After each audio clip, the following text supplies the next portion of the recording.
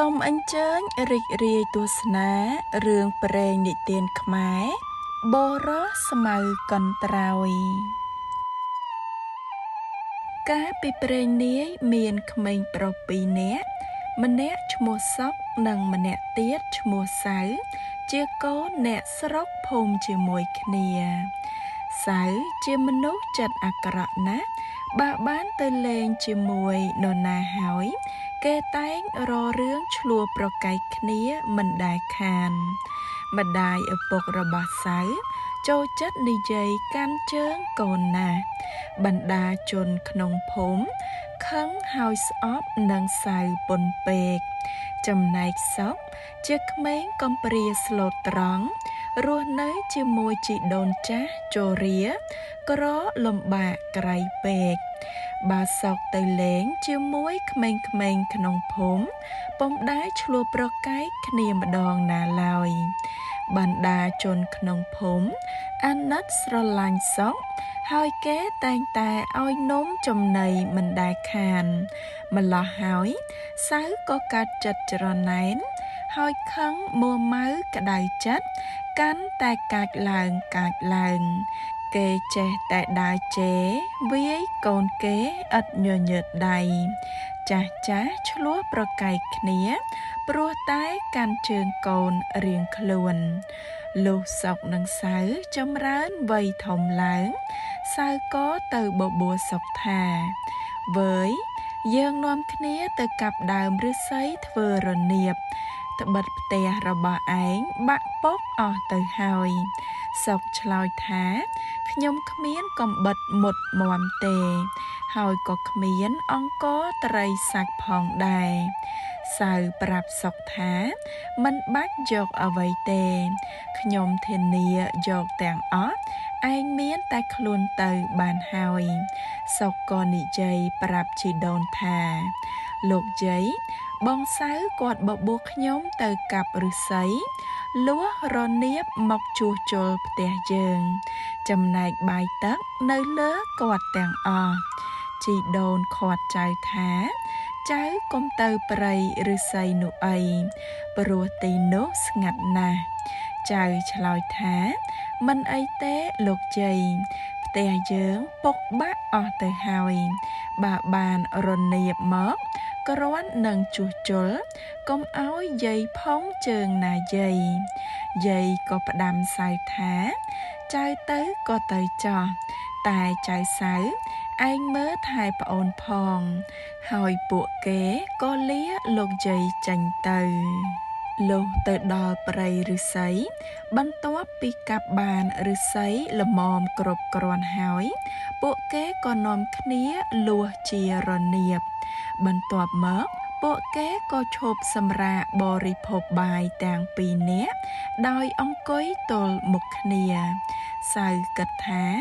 ជីវិតអាសុកឯងមកជាស្លាប់ឥឡូវនេះគិតហើយសៅក៏ហូនកំបិតបន្ទោះចាក់ភ្នែកសុកដែលកំពុងអង្គុយហូបបាយសុកស្រែកយំឈឺចាប់ជាខ្លាំងហេតុអ្វីក៏បងចាក់ភ្នែកខ្ញុំសៅប្រាប់ថាឯងស៊ីបាយអញហើយចង់យករនាបអញទៀតសុកឆ្លើយថាការបងបបួលខ្ញុំបានប្រកែកថាខ្ញុំគ្មានអ្វីទេតែបងធានាថាមានគ្រប់ទាំងអស់បានជាខ្ញុំមកឥឡូវបើបងចង់បានរនាបនេះសូមបងយកទៅចោះតែបងកុំសម្លាប់ខ្ញុំអីសៅសម្លុតថាឯងនេះមាត់រឹងណាស់ឆាប់ភាបនាធរទៅថាហើយសៅលើកកំបិតបន្ទោះចាក់ភ្នែកសុកមកខាងទៀតឈាមស្រក់ពេញមុខធ្វើឲ្យភ្នែកសុក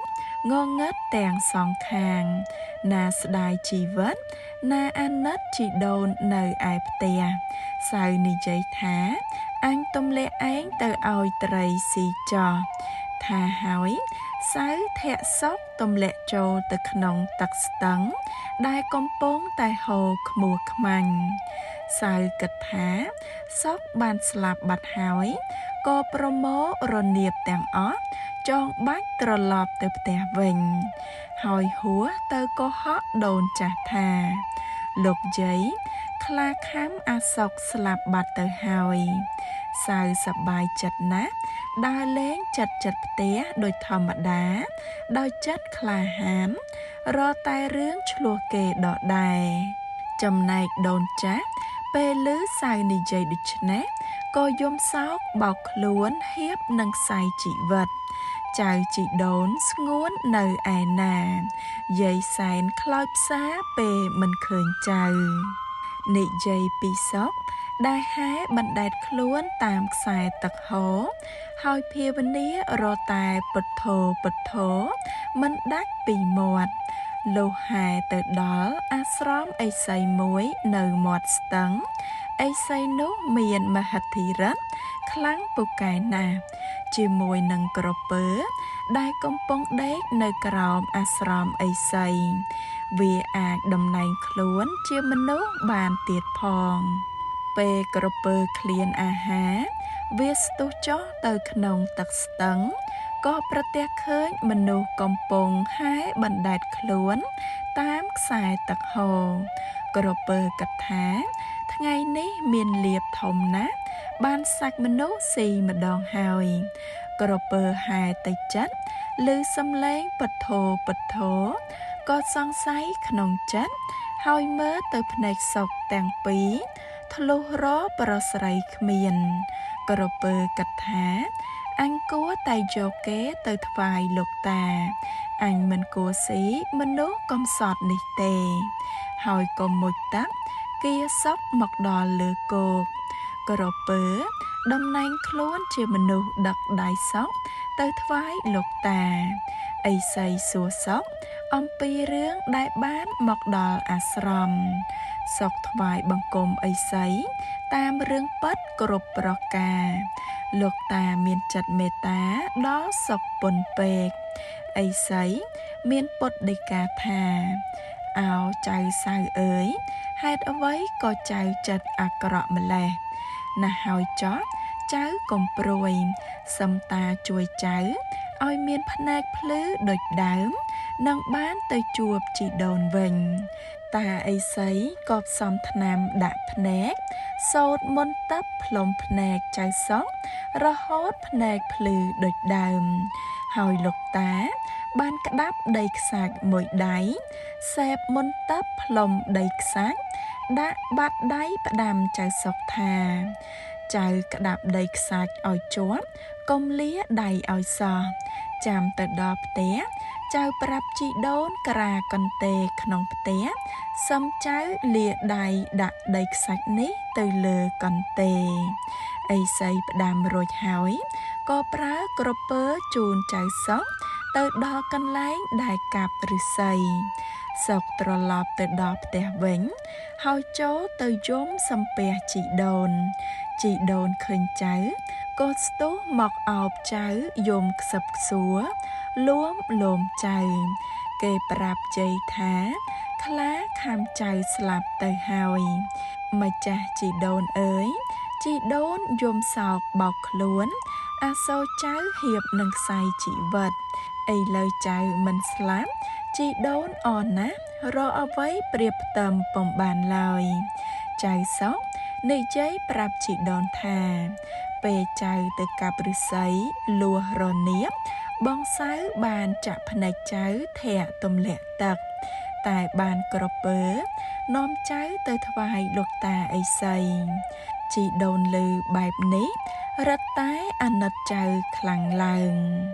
បន្ទាប់មកសុកប្រាប់ជីដូនឲ្យក្រាកន្ទេក្នុងផ្ទះសុកលាដៃចាក់ដីខ្សាច់លើកន្ទេរំពេចនោះក៏កើតជាមាសប្រាក់ក៏នៅលើកន្ទេពីរនាក់ជីដូននិងចៅត្រេងអរជាអាណែកបានចាត់ចែងទិញសម្ភារសម្លៀកបំពាក់និងសង់ផ្ទះថ្មីល្បីមានដាច់គេនៅក្នុងភូមិនិយាយពីសៅឃើញសុកក៏នឹកឆ្ងល់ក្នុងចិត្តថាអញចាក់ភ្នែកវាធាក់ទម្លាក់ទឹកស្មានថាវាស្លាប់ឥឡូវវានៅរស់ភ្នែកក៏ភ្លឺដូចដើម ថែមទាំងមានទ្រព្យសម្បត្តិច្រើនទៀតលុះដល់វេលាស្ងាត់សៅស្ងាត់មកជួបសុកនិយាយថាការឯងនឹងខ្ញុំទៅកាប់ឫស្សីនោះបីសាច់បានមកសន្ធិដ្ឋរូបខ្ញុំទេគេឲ្យខ្ញុំចាក់ភ្នែកឯងទាំងសងខាងហើយធាក់ឯងទម្លាក់ទឹកខ្ញុំស្មានថាឯងស្លាប់បាត់ទៅហើយហេតុដូចម្ដេចបានជាឯងនៅរស់ហើយមានទាំងទ្រព្យច្រើនជាងគេយ៉ាងនេះសុកឆ្លើយថាបានគុណបងកុំអីខ្ញុំក្រលំបាកវេទនារហូតហើយដោយដែលបងឃើញស្រាប់ការដែលបងចរានខ្ញុំធ្លាក់ចូលទឹកស្ទឹងខ្ញុំបណ្ដែតខ្លួនតាមបណ្ដោយខ្សែទឹកហូរហើយស្រែករត់តែពិតធោឥតមានឈប់សុកក៏បន្តការនិយាយនេះរហូតដល់ចប់សៅឮសុកប្រាប់ដូច្នេះក៏មានចិត្តលោភលន់ពន់ប្រមាណហើយគិតថាអញនឹងធ្វើឲ្យបានដោយអាសុកក្រោយមកសៅមកជួបសុកនិយាយថាសំឡាញ់អើយខ្ញុំចង់ទៅកាប់ឫស្សីនៅព្រៃកន្លែងមុនទៀតឯបាយទឹកនិងសម្ភារៈនៅលើខ្ញុំឯងទៅតែខ្លួនបានហើយសុកឆ្លើយថាទេខ្លាចបងសម្លាប់ខ្ញុំទៀតសៅប្រាប់សុកថាមុននោះខ្មោចកំរោលចូលរូបខ្ញុំទេខ្ញុំមិនដឹងខ្លួនតើតែសោះឯងកុំប្រកាន់ខឹងនឹងខ្ញុំអីសុកឆ្លើយថាចាំខ្ញុំជូនបងទៅត្បិតបងធ្លាប់មានគុណលើរូបខ្ញុំមានទ្រព្យសម្បត្តិក៏ព្រោះតែបងលុះព្រឹកឡើងសៅស្ពាយបាយសំណុំមានគ្រប់ប្រដាប់ដូចមុនហើយបណ្ដាគ្នាទៅដល់ព្រៃឫស្សីលុះកាប់បានច្រើនហើយក៏ពុះលួសជារនាបបន្ទាប់មកក៏នាំគ្នាអង្គុយបរិភោគបាយហេតុតែសៅមានចិត្តលោភលន់ចង់បានទ្រព្យសម្បត្តិក៏ប្រញាប់ហុចកំបិតបន្ទោះទៅឲ្យសុកប្រាប់ថាឯងចាក់ភ្នែកខ្ញុំទាំងពីរមកសុកប្រកែកពុំព្រមចាក់សៅចេះតែបង្ខំដដែលចាក់មកកុំខ្លាចអី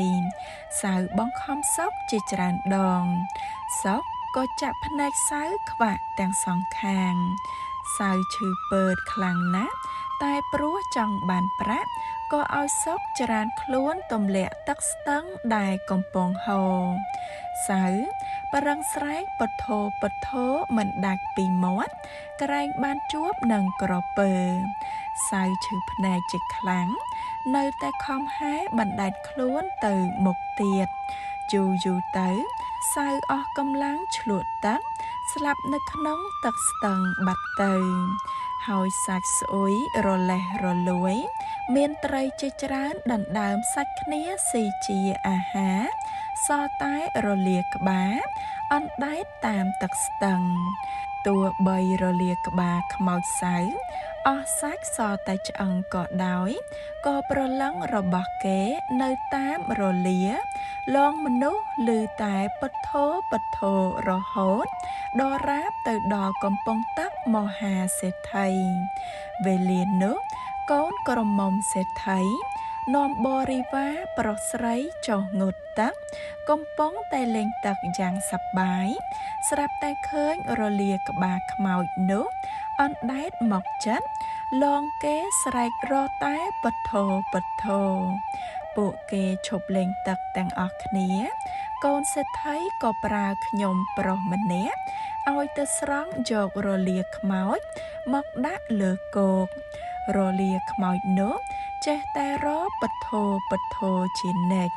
កូនក្រមុំមហាសេដ្ឋីឲ្យខ្ញុំប្រុសកាន់រលាខ្មោចមកផ្ទះជំរាបឪពុកថាលោកពុកខ្ញុំរើសបានរលាក្បាលខ្មោចមួយអណ្ដែតទឹកស្រែករកតែពធោសេដ្ឋីជាឪពុកស្ដាប់ហើយក៏ស្ទុះមកមើលឃើញមែនក៏ឲ្យគេលាងដុសខាត់ដាក់លើតោករលាក្បាលនោះនៅតែរពធោគ្មានឈប់រាល់ព្រឹកសេដ្ឋីម្នាក់នេះតែងតែទៅគួរព្រះមហាក្សត្រ នៅព្រះរាជរោងជួបជុំអស់លោកមន្ត្រីពុំដែលខានសេដ្ឋីជំរាបអស់លោកនោះថាខ្ញុំមានរលាក្បាលខ្មោចមួយចេះតែស្រែករពធជាប់ជានិច្ចអស់លោកស្ដាប់ហើយឆ្លើយថាលោកកុហកមិនដែលមានក្បាលខ្មោចឯណាចេះនិយាយទេខ្ញុំមិនជឿទេសេដ្ឋីបញ្ជាក់ទៀតថាពិតប្រាកដណាស់បើអស់លោកមិនជឿខ្ញុំទេយើងភ្នួរដាក់មាស100ដំឡឹងទៅមន្ត្រីក៏យល់ព្រមភ្នួរជាមួយសេដ្ឋីម្នាក់នោះមែនសេដ្ឋីទៅដល់ផ្ទះឮរលាក្បាលស្រែកពិតធោកោកគិតថាមន្ត្រីទាំងនោះមកជាចាញ់យើងហើយសេដ្ឋីយកមាស100ដំឡឹងហើយប្រើកូនក្មួយកាន់តោកដែលដាក់រលាក្បាលខ្មោចនោះប្រញាប់ទៅយ៉ាងរហ័សលុះចូលទៅដល់ខ្លោងទ្វារកំផែងរលាក្បាលខ្មោចបាត់សំឡេងឆឹងពេលចូលទៅដល់ក្នុងព្រះរាជរោងសេដ្ឋីក៏ដាក់លលាក្បាលចំពោះមុខមន្ត្រីទាំង4នាក់នោះហើយបង្គាប់ថាចាំអីទៀតមិនដេចក៏មិនស្រែករកពធទៀតទៅលលាក្បាលខ្មោចបាត់សូនឆឹងមិនលឺរកពធសោះឡើយបន្ទាប់មកសេដ្ឋីក៏ចាញ់មាស100ដំឡឹងអស់លោកនោះសោយចំអកថាអូយថ្លង់ណាស់ថ្លង់នឹងសំឡេងក្បាលខ្មោចហើយទះដៃសោយពេញព្រះរាជរោងសេដ្ឋីខឹងនឹងលលាក្បាលខ្មោចនេះណាស់លាអស់លោកចេញមកដល់ក្រៅកំផែងស្រាប់តែលលាក្បាលខ្មោចនោះស្រែករកពធសេដ្ឋីរឹតតែខឹងខ្លាំងឡើងលុះមកដល់ផ្ទះប្រើបាវបំរើឲ្យយកពូថៅសំពងលលាខ្មោចបោះទម្លាក់ទឹកវិញឯលលាក្បាលខ្មោចចៅសៅនោះអណ្ដែតតាមទឹកស្ទឹងហូររសាត់ទៅក្រោមរហូតទៅដល់កំពង់វត្តវេលានោះព្រះសង្ឃនិមន្តទៅស្រង់ទឹកបានឃើញលលាក្បាលខ្មោចលងរពធលោកក៏ស្រង់យកទៅកត់រួចដុតលលានោះឲ្យសោះហើយព្រះសង្ឃពិចារណាថាគួរតែយកកំទេចឆ្អឹងនេះលាយនឹងម្រ័ក្សខ្មុកលាបសសរព្រះវិហារបញ្ជូនឲ្យបានមគ្គផលដល់ម្ចាស់លលាដែលបានស្លាប់ទៅ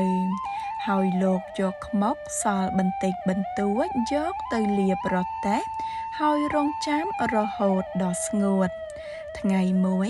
ព្រះអង្គនឹកភ្នែកចង់ទៅសួរញាតិញោមក្នុងភូមិលោកក៏ប្រើសិស្សដឹកគោមកតឹមហើយបររទេះចេញទៅលុះបររទេះបានឆ្ងាយបន្តិចរទេះនោះក៏លាន់ផ្លូវនិងដុំសង្គ្រាតគ្នាដោយធម្មតារហូតបានជួបឧបាសកឧបាសិការទេះក៏ចាប់ផ្ដើមឮសូរសំឡេងដូចលោកបញ្ចោគេថាមេចោឧបាសកឧបាសិកាឮដូច្នេះខឹងនឹងព្រះសង្ឃជាខ្លាំងក៏ស្ដីថាឲ្យព្រះសង្ឃវិញមិនប្រណីព្រះសង្ឃក៏បង្ខំសិស្សបរទេះទៅមុខទៀតយ៉ាងលឿនបន្ទាប់មកក៏បានទៅជួបនឹងនាយម៉ឺនមួយក្រុមរទេះនោះក៏លាន់ម្ដងទៀតដូចជាជេរនាយម៉ឺនថាចៅម្ដាយនាយម៉ឺនពួកនាយម៉ឺនទាំងអស់នោះខឹងនឹងព្រះសង្ឃខ្លាំងណាស់ក៏ដេញវាយលោកយ៉ាងញាប់ដៃលោកភ័យកាន់តែខ្លាំងខំបងបោគោទៅមុខទៀតកាន់តែលឿនព្រះសង្ឃគិតថារទេះអាត្មាអញពីដើមមកមិនដែលឮសូរដូច្នេះទេរឿងនេះមានតែកំទេចឆ្អឹងលលាក្បាលខ្មោចនេះហើយលុះព្រះសង្ឃត្រឡប់មកដល់វត្តវិញលោកកាប់រទេះដុតនៅកន្លែងដែលដុតរលាក្បាលខ្មោចឲ្យឆេះទៅជាផេះទាំងអស់នាយសៅកាដែលនៅរស់ គេចូលចិត្តឆ្លោះប្រកែកគ្នានិងចូលចិត្តឈ្នានីសគេណាស់ដូច្នេះហើយបានជានៅកន្លែងកំទេចផេះនោះមានជាតិចៅសៅក៏ដុះកើតជាស្មៅកន្ត្រោយដែលចូលចិត្តជាប់សំពត់ខោមនុស្សសពថ្ងៃនេះ